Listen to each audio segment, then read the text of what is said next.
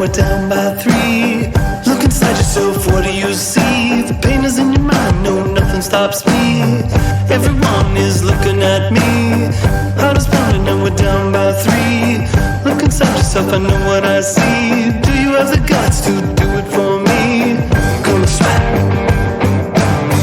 gonna work, we're gonna burn, it's gonna hurt, we're gonna fight, we're gonna score,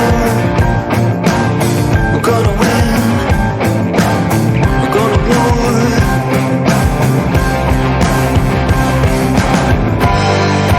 Right of the glass, kick some ass, kick some ass, right of the cage, turn the page.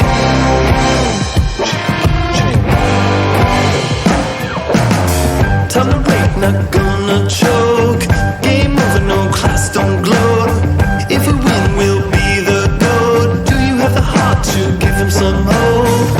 Everyone is looking at me. Time to protest, I'm on my knees. Raise my fist so that everyone sees. I'm gonna stand up for what I believe. Gonna sweat, gonna work, gonna burn, it's gonna hurt, we're gonna fight, we're gonna score, we're gonna win, we're gonna war.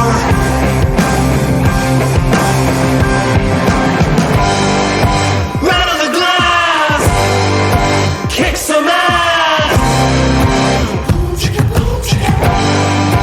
kick some ass, right of the cage, turn the page. Gonna sweat,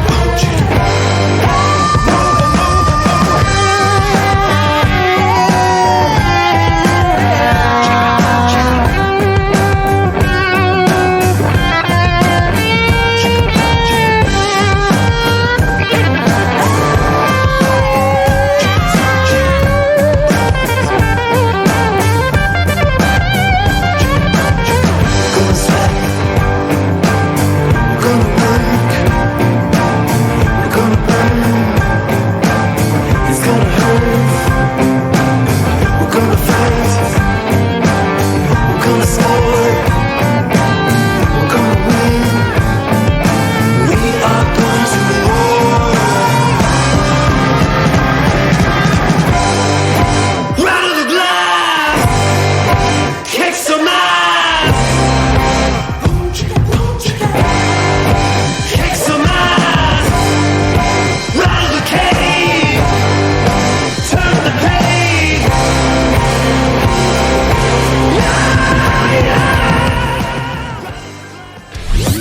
Here we go. Welcome to Puckin' Pigskin. Great sports fans talking hockey and football with a dash of everything else. Ready?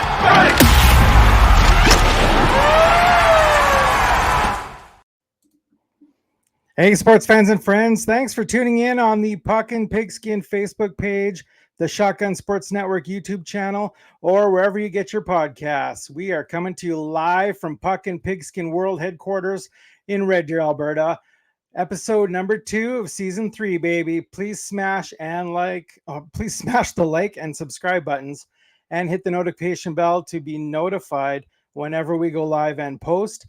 And don't forget to drop your comments and questions into the chat, because viewer interaction is one of the best things about doing a fan-sided show live. Another great show for you tonight.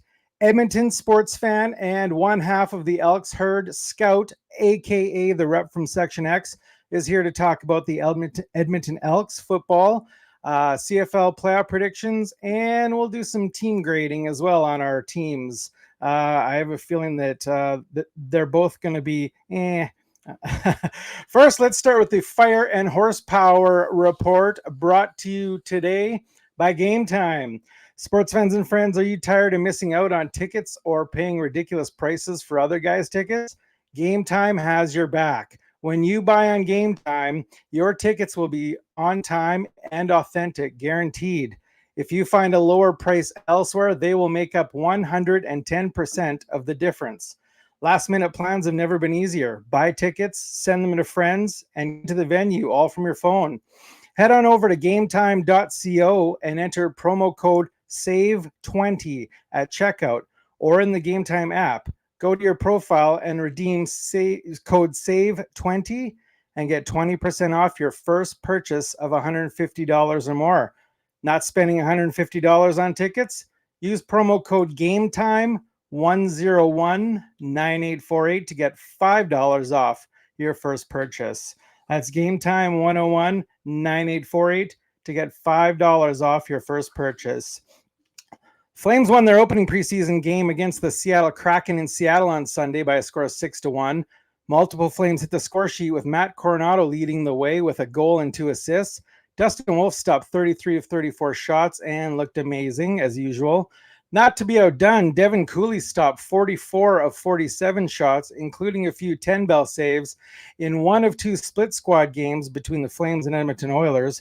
Cooley and the Flames won in Edmonton 6-3 with a few Flames tallying 3 points and Matt Coronado scoring 2 goals.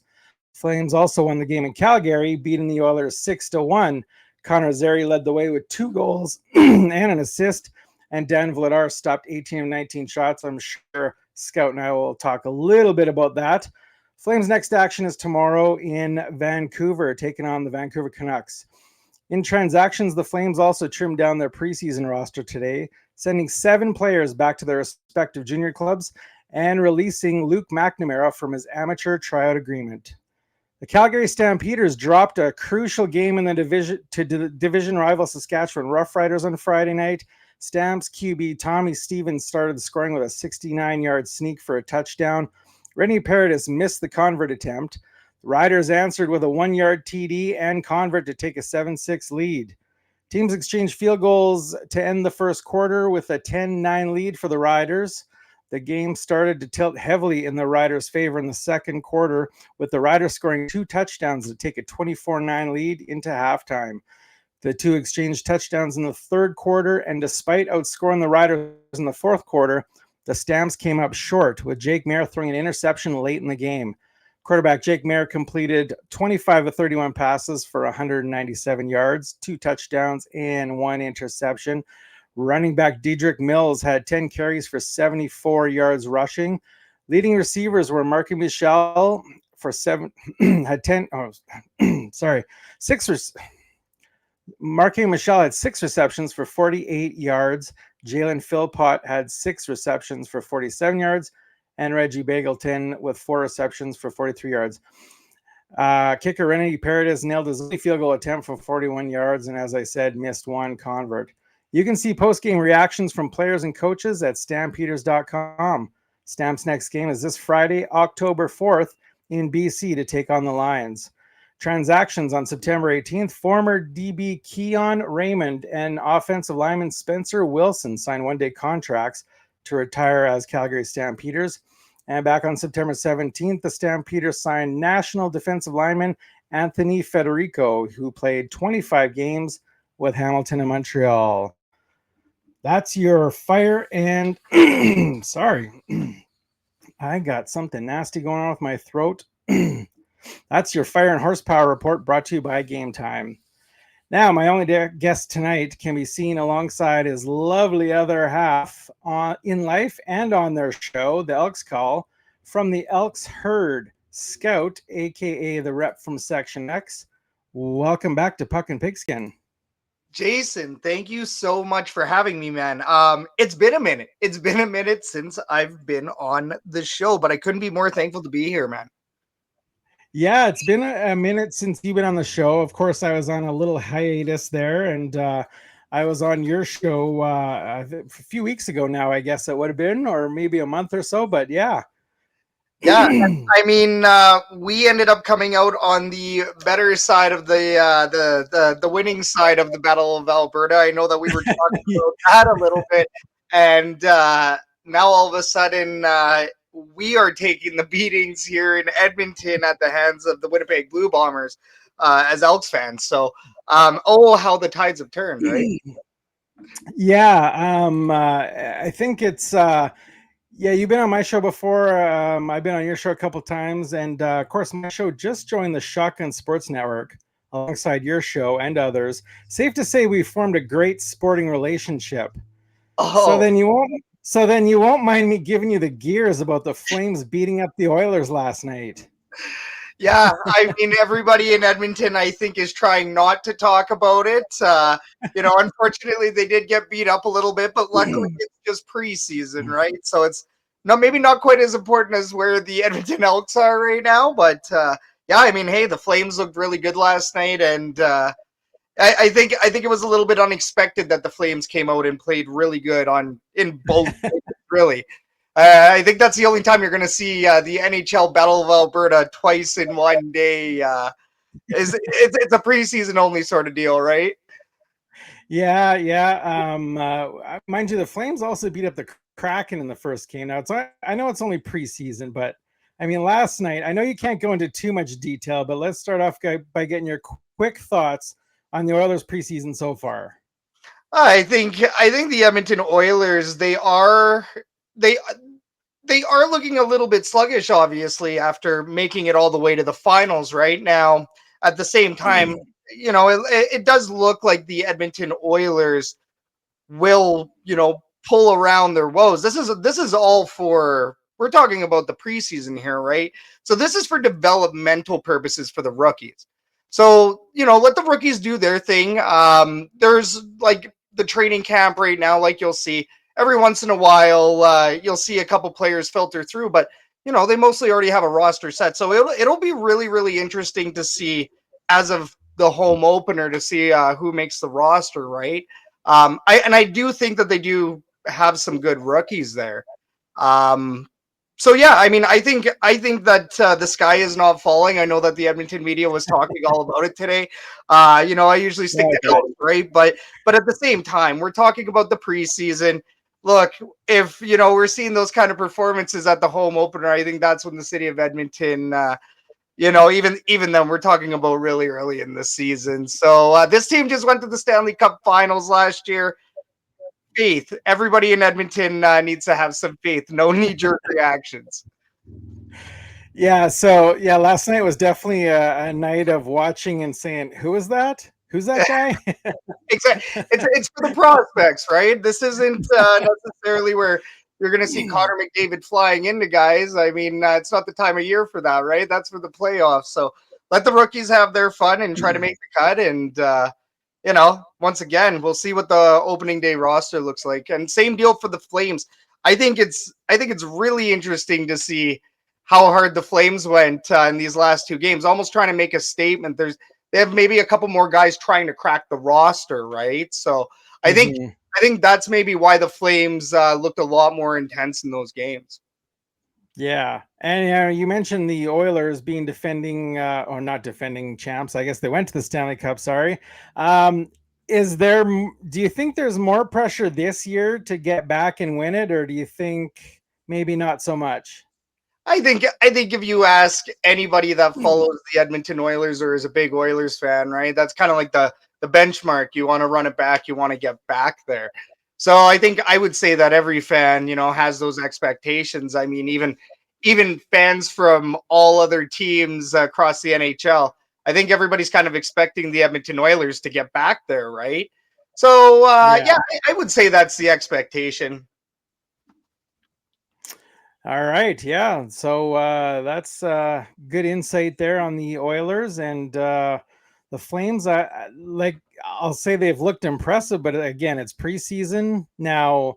Last night, there were big stars in the lineup for the Flames, big stars in the lineup for the Oilers. So you can't say that it was a 100% preseason game, but Hey, Devin Cooley sure is gonna give Dan Vladar and Dustin Wolf some competition.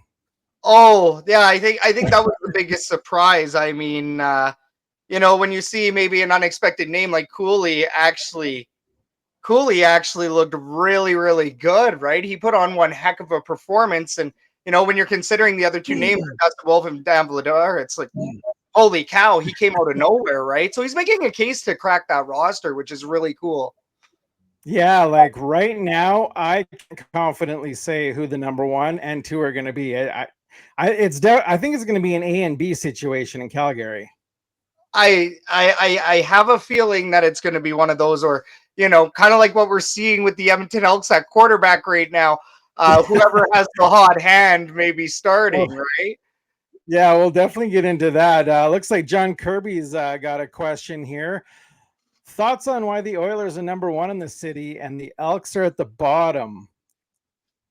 The Elks aren't even at the bottom anymore. John Kirby, hello, friend of the herd, John Kirby in the herd chat. The Oilers are number 1, A, because they're winners, but B, it's just the bigger show in town. It is what it is. The Elks, though, are not at the bottom. However, they may have slipped to like 3rd, and they're slowly climbing their way back up to number 2. What's your thoughts on that, Jason? Well, I'm not sure if John meant the bottom of the standings or if he meant the bottom of like the fans in the city. I'm not. John also says October 25th, Oilers Hall of Fame game, 7 p.m. and Elks versus Toronto at 7:30. So I guess we'll see who's the top of the food chain in Edmonton, who's the bottom on that night. There you go. So yeah, we're gonna skip to some CFL here, and let's jump into the CFL and first do our grading of our respective teams. Then we'll jump later into CFL playoff predictions. I'll let you go with your picks first for your grades, unless you want to do each one individually, like quarterback first, offense, and go back and forth. But you started out. So I did so you're talking about grades for the team, right? For our respective teams. Yeah. So see, it's interesting. So right now, as of right now, is where I'll grade right now. The Edmonton Elks defense, even despite, even including that last game, the Edmonton Elks defense right now is playing at an A. The Edmonton Elks defense is definitely playing at an A, right? The defensive line leaves a little bit more to be desired in particular. But the guys in the secondary are doing better. It's the guys at the corners. Your corners and your safety. Luchez Purefoy is absolutely killing it. So the defense as a whole, right now, they're playing A football. Offense is playing, right now, offense is playing a C. And we're going to get into that. I know that there's a lot of news today about the Edmonton Elks and, of course, their quarterback decisions right now. So we'll talk about that in a minute. But the offense, they're not necessarily like a 50-point offense. They're a steady 27, 33, somewhere in there. I usually don't see too crazy of a score out of them. They're playing around a C to a B, and it depends on what quarterback is in. The offensive line has consistently played better and better. Now, playing against Winnipeg, you cannot expect any O-line to have an easy time against Winnipeg's D-line. Let's put it that way. But, I think the offensive line is playing good. I think the receivers are great. So there's parts of that offense that are an A. The receiving corps is definitely an A. There are a couple of slips out of the hands with the ball. The rushing, those running backs, the rushing game is at an A+ right now. And even then, special teams, and I'd say special teams on the season, as of right now, they're like a C+. Because Jake Julian does some amazing things. Boris Beatty's missed, but he's playing better now. There's still a couple punts that go over a little bit, but Jake Julian is basically an all-star punter in this league. So there are really nice pieces of this team. There are also pieces that do hinder the team at times. And, you take a look at what's going on with the quarterback right now, the quarterback position. Well, we have a controversy. We have a little bit of quarterback controversy now. Trey Ford, the expected to be starter for this franchise, as of a couple of games ago, or even 4 or 5 games ago. Unfortunately, he got injured throughout the season. They give him his starter's job back once he's healthy. And unfortunately, he goes up against a very great defense in the Winnipeg Blue Bombers. So unfortunately for Trey, he had himself a bit of a bad game. Couldn't quite make the reads at times. Kind of played a scramble first offense.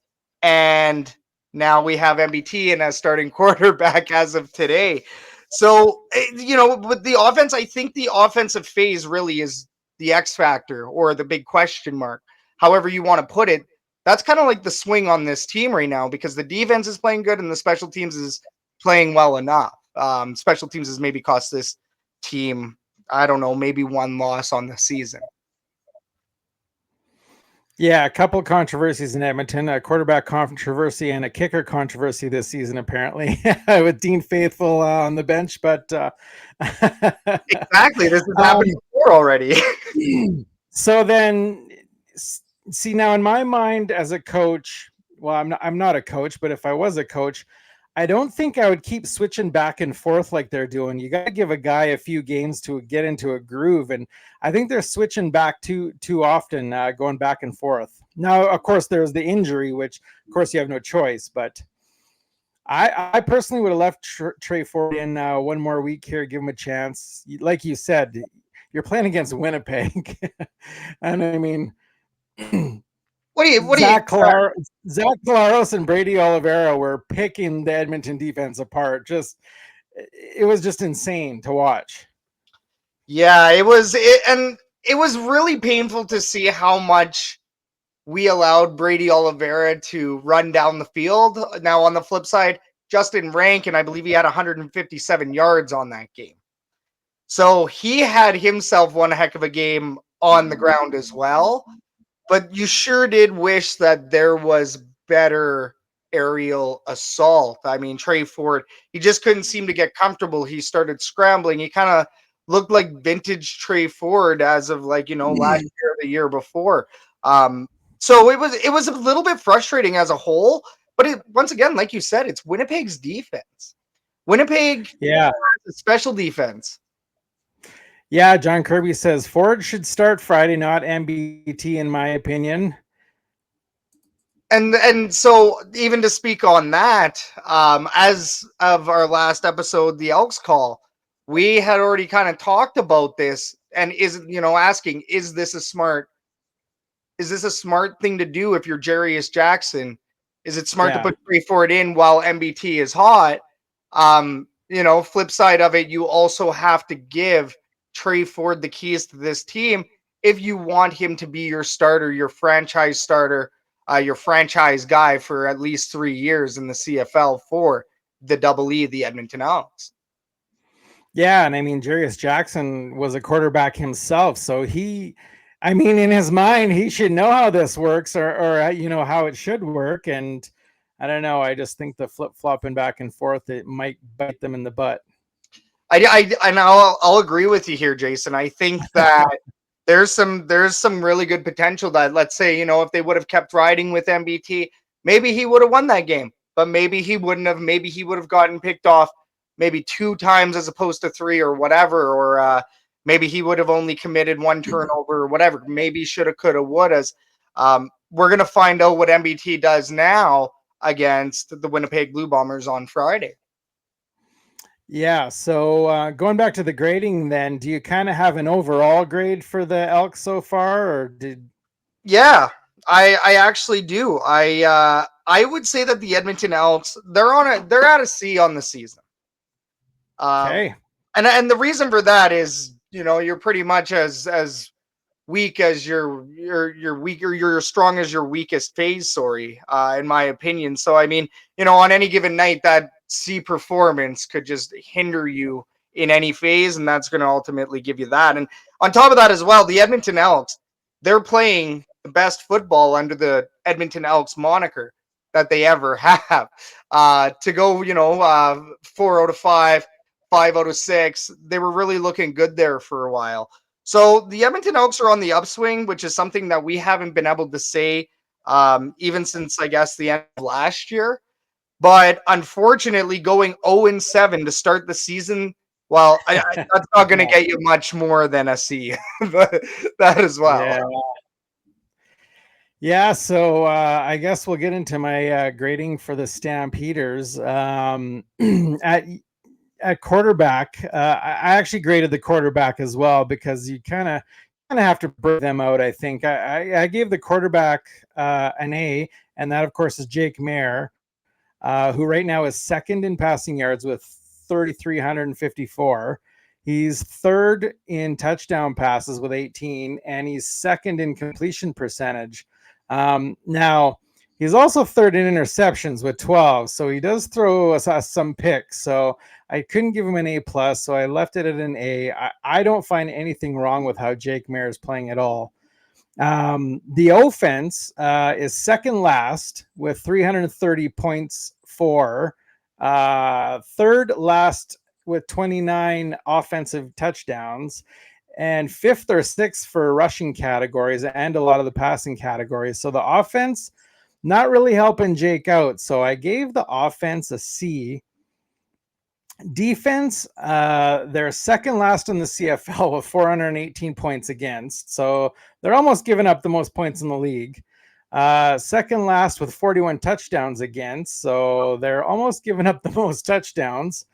And they're last in opposition net offensive yards. Most defensive categories I found they're typically second last or last. Demario Houston is 13th in the CFL with 60 tackles, but fifth with 4 interceptions and only had 1 forced fumble. So the defense, I gave an F. Their defense just has to be better. They can't be allowing the second most touchdowns and second most points against in the league. Special teams, Peyton Logan is 7th in kick returns. He's got 24 for 511 yards, and he's averaging 21.3. His longest is 39. He doesn't have any touchdowns.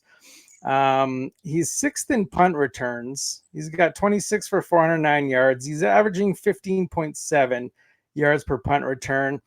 His longest is 104 for a touchdown. So these are almost his best numbers season-wise, but he's only played 11 games so far compared to 16 2 years ago where he had the same numbers. So I gave him an A, special teams an A. Rennie Paredes is third in field goal percentage.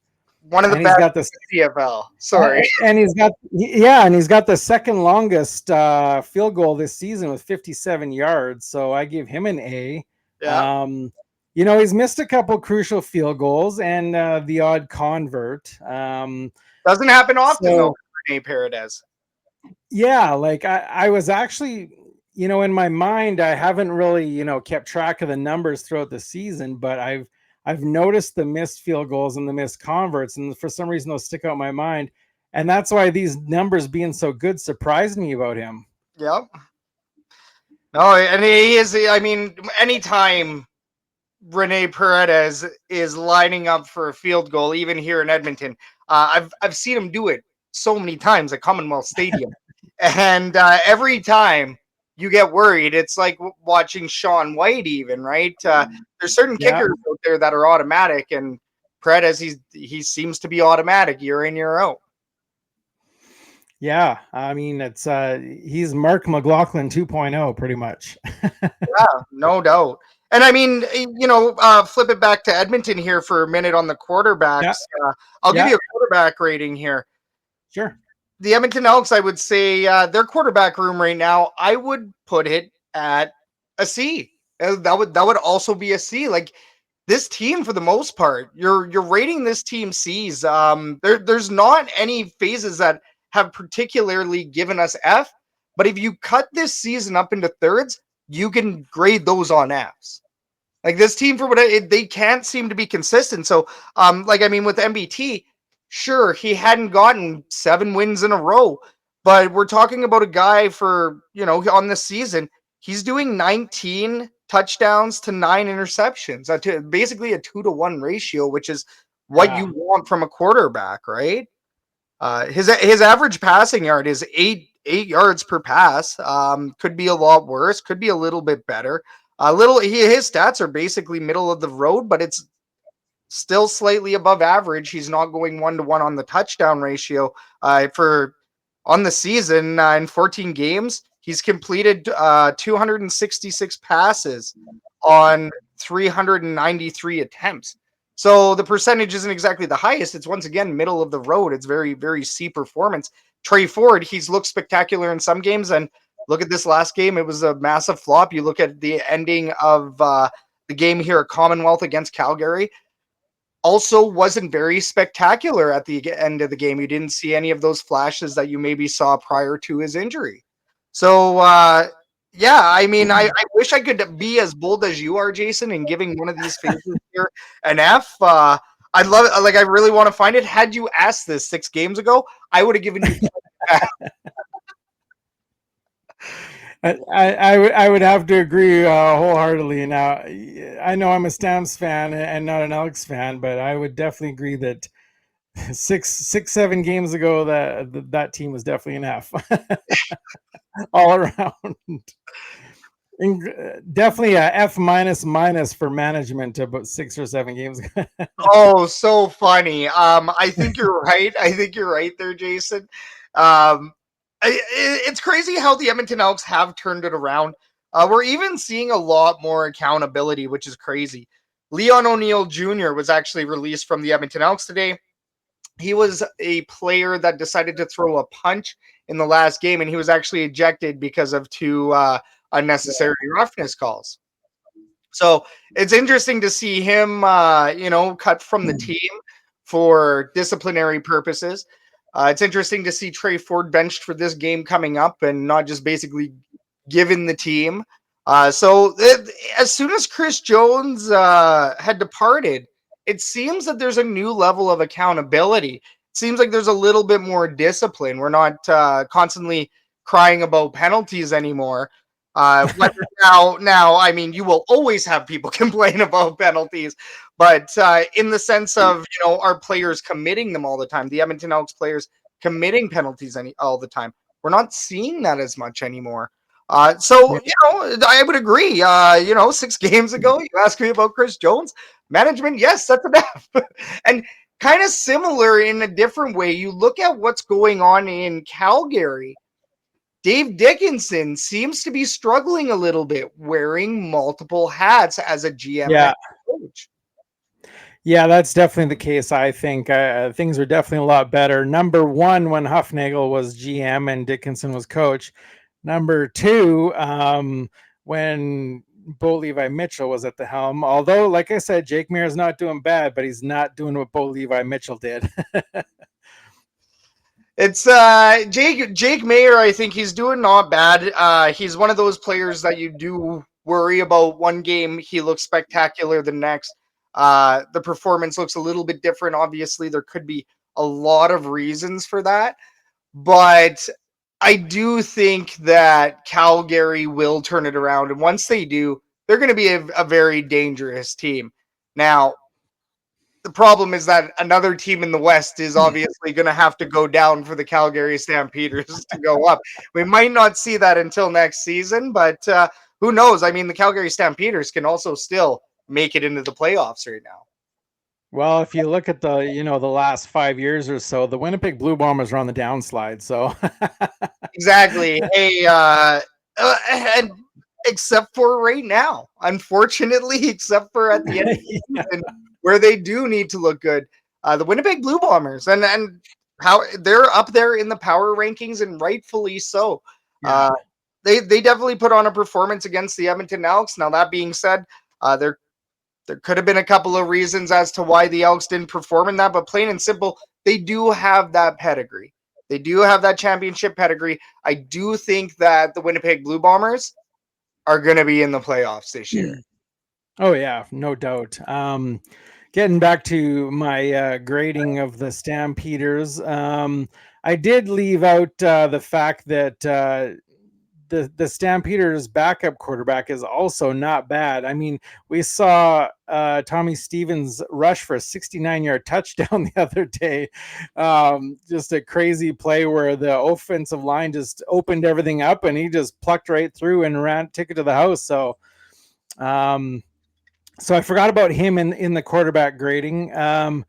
Coaching, I also rated the coaching. It's hard to rate coaching because we don't know the conversations that go on. We don't know, behind the scenes stuff. All we see is the product on the field, right? And the play calling. So I rated the coaching a C, just to be middle of the pack. What say you about Elks coaching? Elks coaching, once again, if you had asked me 6 games ago, I'm giving you an F.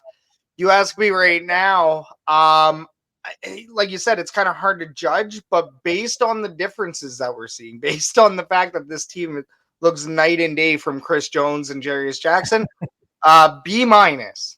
And I'll say B minus because this coaching staff has also lost a couple times, but they've also figured out a way to get the most out of the players, I believe. Jason Shivers, it looks like his defensive coordinating and whatever he's doing or whatever he's saying to those players, his message is coming across.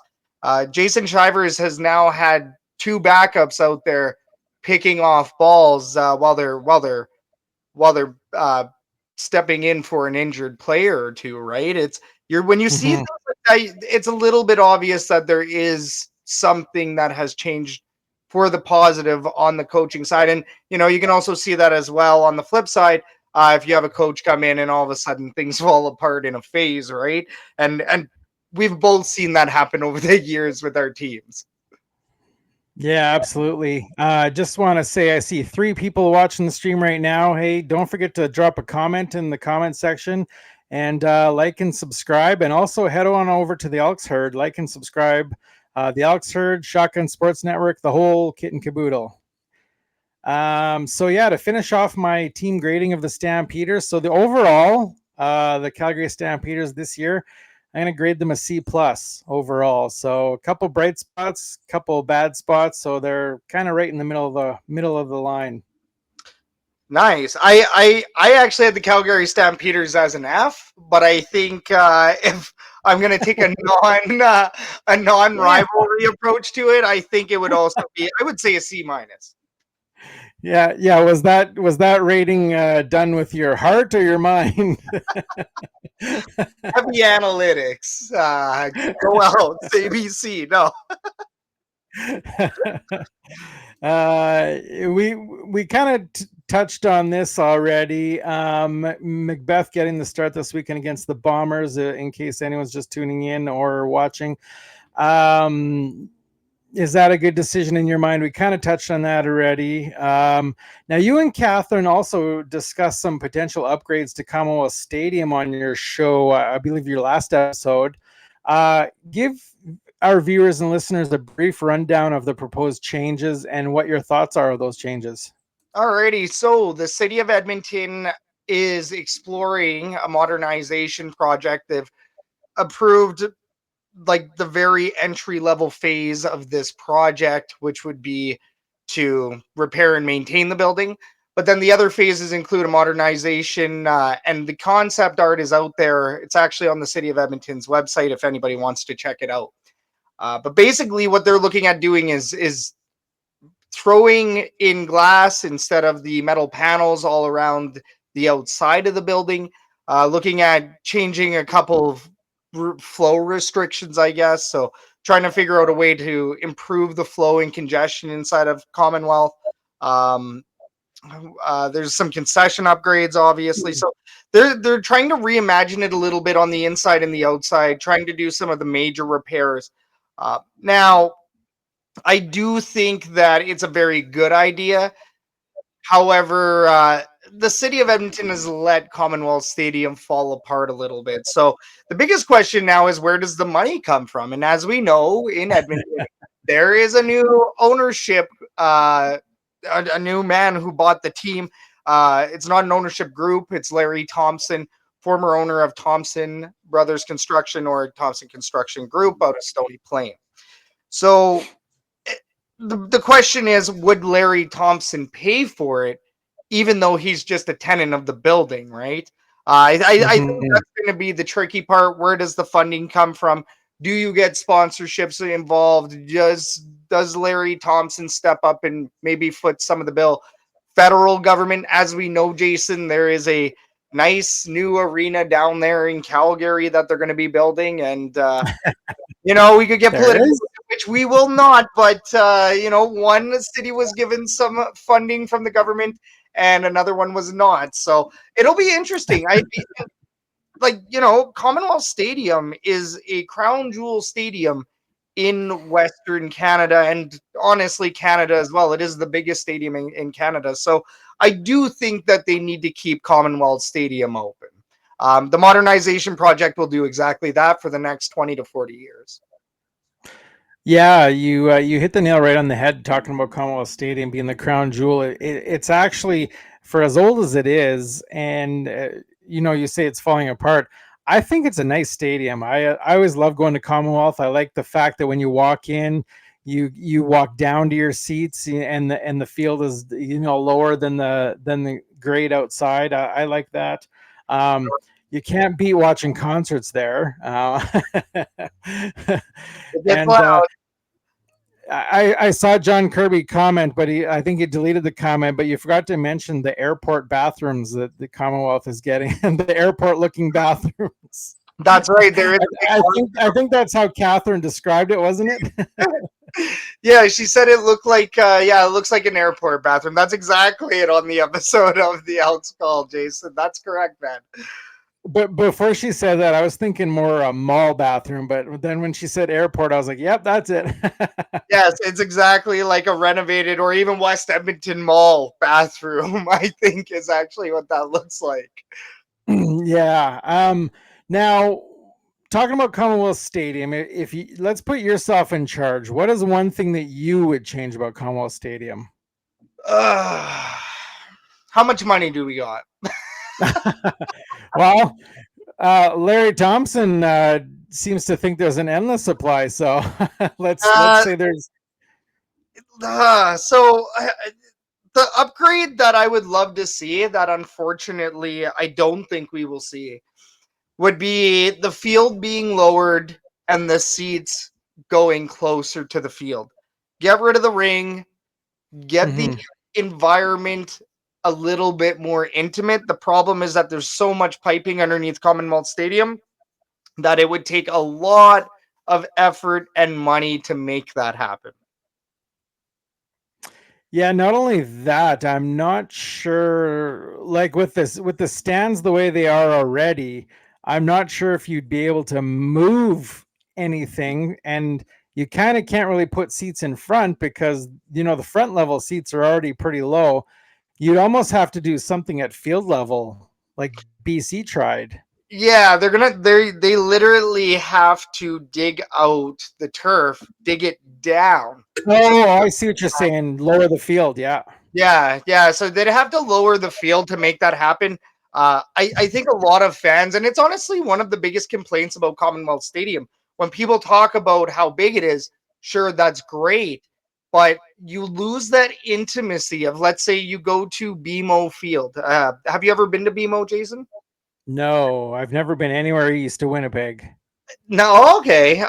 Even IG Field, honestly, or Princess Auto Stadium, sorry, is what it's called now. But even BMO has such a tight box feel and shape, and it's so intimate.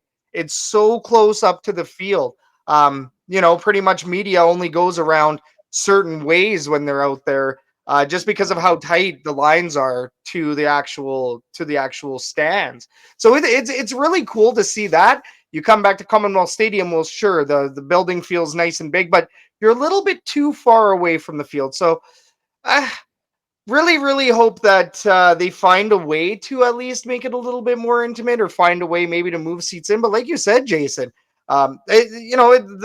it's kind of tough with the seats already being so low. You can't really go much lower. Yeah, and when you talk about intimate venues, I always think of Montreal, because I mean they're so intimate and small. They have the end zone corners cut. Hey, but you know what? There's nowhere like Percival Molson McGill. From what I've heard, it is an iconic, one-of-a-kind experience, and I would love to go see the Double E one day, get a win in Montreal if the opportunity exists. For now, I think I got to try to make it down to McMahon within the next year or two to finally cross that one off the bucket list. Oh, have you never been to McMahon? I've never been to McMahon. Oh boy. If you think Commonwealth is old and falling apart, wait till you get to McMahon. I'm so excited. At least you guys have seats to sit in. Hey, it wasn't, well, I guess it was what, 10 or 20 years ago. No, Commonwealth Stadium has not had benches, I don't think, for a very long time. Now, to be fair, all of McMahon isn't benches. The middle portions are seats. It's just the side sections that have the benches. Very uncomfortable cold benches as well. Hey, best enjoyed in the playoffs. Am I right? That's right. That's right. John Kirby commented on what he'd like to see improved at Commonwealth Stadium. He wants a roof. And that has been talked about. I think we're past the threshold where that's going to cost a lot of money to get that roof on Commonwealth now. Oh man.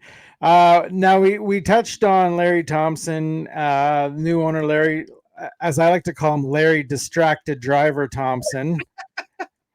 Didn't drive into that bench on purpose, did he? Oh, never. I've seen talk, and it's just rumors, I'm sure, but I've seen talk of Thompson wanting to change the team name back to the Eskimos or the Esks. Give us your thoughts on that if that were to happen. It's interesting. So it's one of the most polarizing subjects whenever you bring it up here in Edmonton. And right now, with the Edmonton Elks doing fine, doing all right, getting some wins, now that we've seen home wins return to Commonwealth Stadium, now that we've seen fireworks return, now that we've seen the helmet, the inflatable helmet tunnel return, pyrotechnics, all of these things that we missed over the years, the chatter on the name change is just a little bit more quiet. It's just a little bit quieter. But you will never get rid of that name change topic. And Mr. Larry Thompson has indicated already via changing the primary logo to the double E's that there may be a name change incoming this offseason or next or the one after. Yeah. Now, if he were to just change it to the Esks, you guys would only have to change one letter in your show name. Exactly. We could be the Elks Herd or the Elks Call. It would be a little bit of an easier rebrand for us over here at the Elks Herd. At the same time, we'll cross that bridge whenever we got to get there. But me as a fan, do I want to see the name Eskimos return? Not necessarily, because if there are people out there that are offended by it, then, I can't really tell people what they're offended by. But once again, if there's a group of people that are offended by it, I'm not out here to go ahead and offend somebody by cheering for a team name. At the same time, I've grown to love this Elks brand. I think Elks fans right now are truly a special breed because we haven't complained about this name. We're still cheering for the team. We're still trying to enjoy double E football as much as possible. And now that the team is winning, it feels like it's all worth it. Feels like this team has lost for way too long. Now, the term Edmonton Elks is also really associated with losing. So how do you kind of wash that and try to move forward? Well, the best of both worlds would be renaming the team to the Edmonton Esks. It's an ode to the new name. It's an ode to the old name. You kind of pick off two birds with one stone, as they say. So, me personally, I do like the name Esks over Eskimos, but it's still Edmonton Elks for now. And the Edmonton Elks have finally put some pride back into this town, made these fans a little bit more prideful about the brand and the green and gold again. And to see that, hey, you never really thought it was going to happen with the 0-7 start to the season, but here we are. There is wins associated with the name Edmonton Elks. Yeah, absolutely. And so back when they were naming the team, I know they came up with 5 or so potential names. What was the name that you were wanting them to take? Do you remember? So out of the 5, I went with Elks. And the reason for that is for the 1922 Edmonton Elks. The team was already named this over 100 years ago now. They were already given the name Edmonton Elks. Of course, the people of Edmonton really couldn't stand the name, and they changed the name back to Edmonton Eskimos the following year in 1923. So it's almost like we've been here before, but I will say Edmonton Empire would have been my number one choice. Now, would Edmonton Empire look good going 0-7 to start the season? Yeah. What about you, Jason? I'm not trying to flip the interview back on you, but what was your opinion on those names? What would you have picked? My favorite was the Edmonton Energy. And a lot of fans in Edmonton say that. I just like the sound of it. I think you could do some cool things with the logo and stuff. Yeah. No, I agree. And it's interesting to hear that because a lot of people here in Edmonton, even with this Edmonton Elks, I guess, conundrum over the last 3 years and futility of the Edmonton Elks, it's interesting. Even fans are just saying rebrand it to something else, Double E, rebrand it to Edmonton Energy. Why couldn't we do Edmonton Energy? We have an energy sector here, right? It only makes sense, really, when you put it that ways. So I agree. I think that a lot of people kind of felt that would have been a better name. Instead, we went for the throwback name, and it sounds like we might be getting a fusion of the two around the corner, potentially. Now, like you mentioned with the Empire, could you actually see the Edmonton Energy going 0-7? Hey, you know what? Not much energy there if you're 0-7. Edmonton Energy is lacking the battery power to get the wins. You can make so many headlines with that. John Kirby in the chat says my pick for a name, Edmonton Double E. Hey, and I really like that as well. It's kind of funny. The Double E, even just the term Double E, has been used a lot more since Larry Thompson took over as owner. He went ahead and put the Double E logo at primary instantly. He came into the Double E. He doesn't really show much of that affection, or he doesn't really show much like for the Edmonton Elk antler logo. Now, what is cool is, speaking about logos, I'll give you a Puckin Pigskin exclusive here. So our friends over at Momentum Customs, St. John Sperling, he actually ended up making a pair of shoes that were commissioned by the Stollery for Larry Thompson, or commissioned by Larry Thompson, sorry, for the Stollery. I had that backwards. So Larry Thompson went ahead and asked the St. John to go ahead and make these really cool sneakers. Now, the sneakers have a logo that has only ever been seen once. And it was when Victor Cui leaked it back in 2022. From what I know, this is the only name there could be for this is the 2022 Edmonton Elks logo, or Double E logo. And it is the oval with the modern double E's inside it. I recommend everybody to go check it out. If you do want to see this logo, Momentum Customs on Instagram and Facebook, St. John Sperling, he made those shoes, and they do have a new logo that we may potentially see next year as maybe even the main logo for this team. Oh, well, that's interesting. Dropped right here on the Puckin Pigskin. You heard it here first. Exclusive. All right, let's dive into our CFL playoff predictions. So what I did was I basically predicted the winners and losers of all the remaining games of the season, which resulted in the Elks and the Ticats tied for the last playoff spot, and also tied in the head-to-head. So in my mind, they're going to come down to, I believe, when they're tied head-to-head, I think it comes down to total points for and against, doesn't it? Yes. If when the tiebreaker, if the two teams go head-to-head, they both each get a win. The tiebreaker goes to whoever scored the most points between the two teams.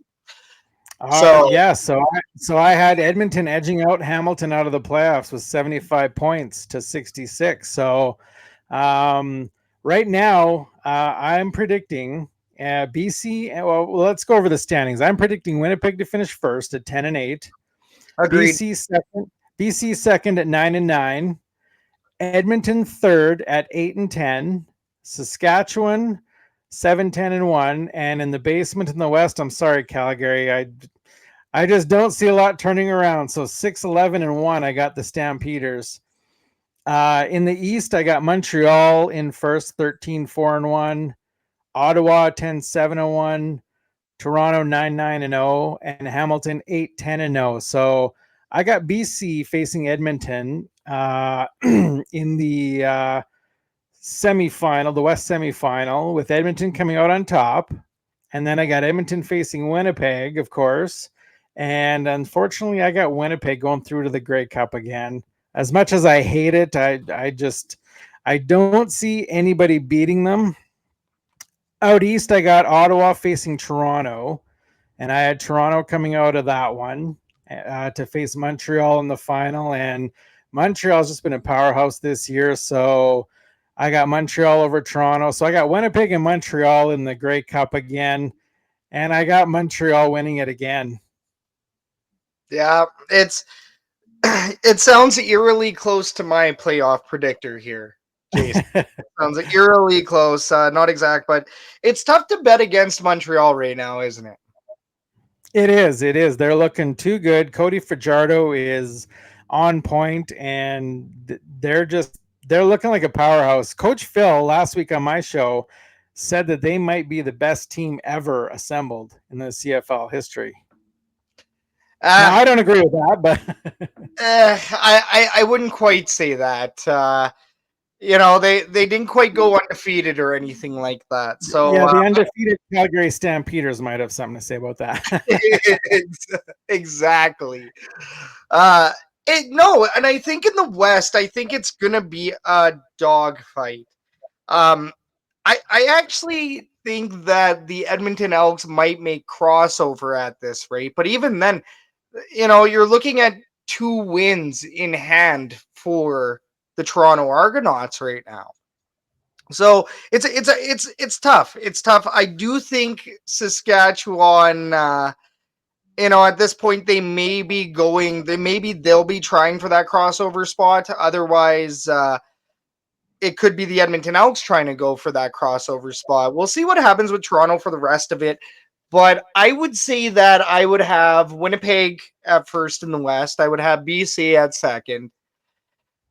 Third, I do think Saskatchewan is on a slippery slope. I think between the Edmonton Elks and Saskatchewan, I think I would actually put the Edmonton Elks below Saskatchewan. I think Saskatchewan gets third in the West, and I think the Edmonton Elks might be fighting for crossover.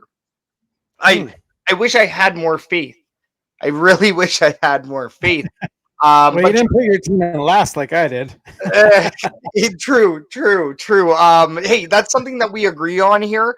But really, I mean, when we're talking about the West here, Edmonton can still finish last. And heck, Saskatchewan could still even finish last. Mm-hmm. It is anybody's game right now in the West, and it looks like Winnipeg's running away with it. Now, in the East, yes, Montreal has been running away with it for a while, but I think Montreal peaked a little bit early.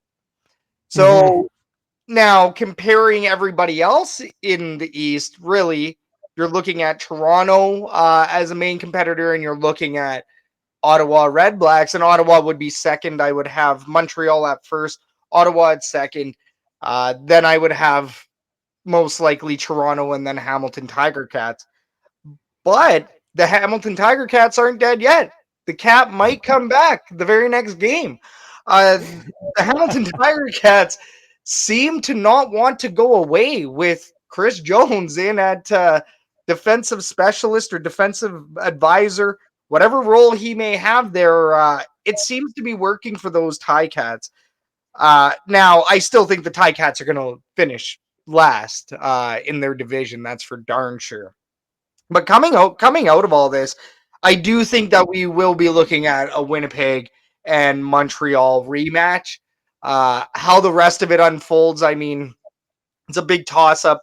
If Toronto does make it to third, even let's say if the Edmonton Elks make it over to the crossover and beat out Toronto for third, I don't think the Edmonton Elks would last very long in the East, especially looking at the record. I believe they only have one win this season against Eastern teams. Versus the East. Yep, that's correct. 1-6. Correct. Yet they do have more wins in the West than losses, which is really interesting. I believe 4-3, I want to say. Yeah. 4-3 in the West. So the Edmonton Elks, they're definitely the biggest wild card in the West right now. I think everybody else has played pretty consistently through this stretch.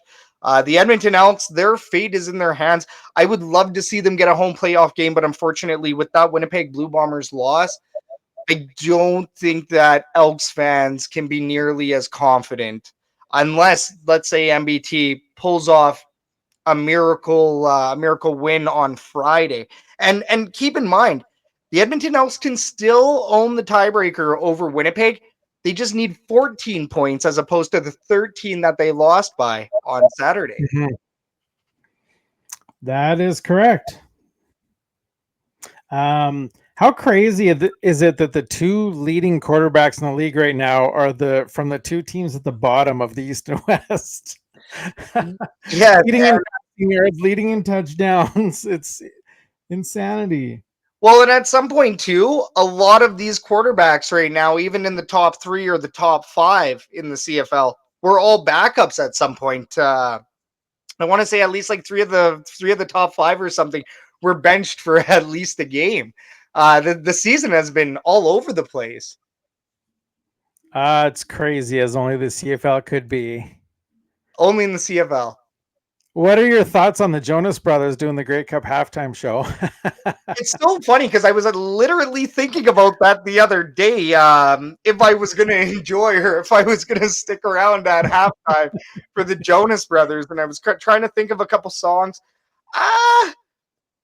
It's not quite a Shania Twain. It's not really a 50 Cent, but the Jonas Brothers still put out some good tunes, and I would say that it's better than the Alicia Cara that we had in 2018 for the Grey Cup here in Edmonton. So let's grade the Jonas Brothers at halftime. I'll give them a B-. Yeah, it's going to be interesting to see where this goes because, I mean, a lot of people liked Green Day. Green Day was probably rated one of the top halftime shows in Grey Cup history, which is amazing because I thought it was spectacular. They sounded great.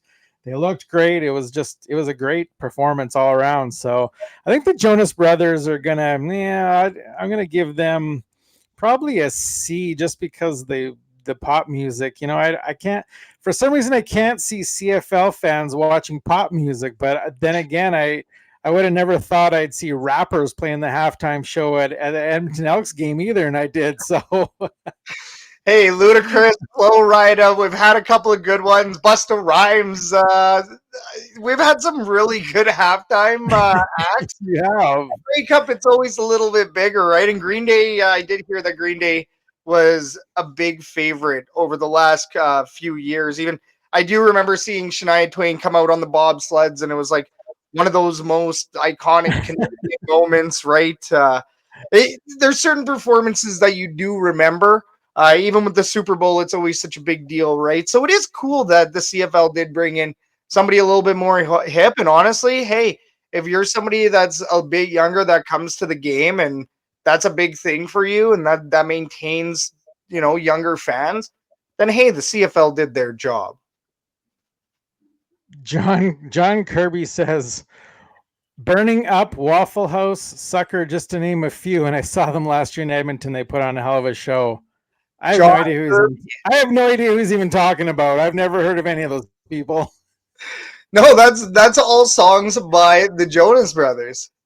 Oh, Sucker. Yeah, I know Sucker. I don't know the other two. Oh, yeah. Okay, there you go. Off the top of the head, I remember that one. So, yeah, John Kirby confirmed that this is going to be a pretty lit halftime show. It's going to be lit, I tell you. Sports fans and friends on YouTube, don't forget to like, subscribe, and hit the notification bell to be notified when we go live or post. And like and follow Puck and Pigskin at Puck and Pigskin on X, Twitter, Facebook, Instagram, TikTok. I'm everywhere. Scouts everywhere. That does it for me here at P&P World Headquarters. Go check out all the great shows on the Shotgun Sports Network, including the Elks Call with my friends Catherine and Scout, aka the Elks Herd. They go live every Wednesday at 8:30 p.m. on the Shotgun Sports Network YouTube channel. Scout, great having you on, my man. And from Puck and Pigskin World Headquarters here in Red Deer, Alberta, have a great night, everybody. Thanks a lot. Have a great night. Thanks, Jason.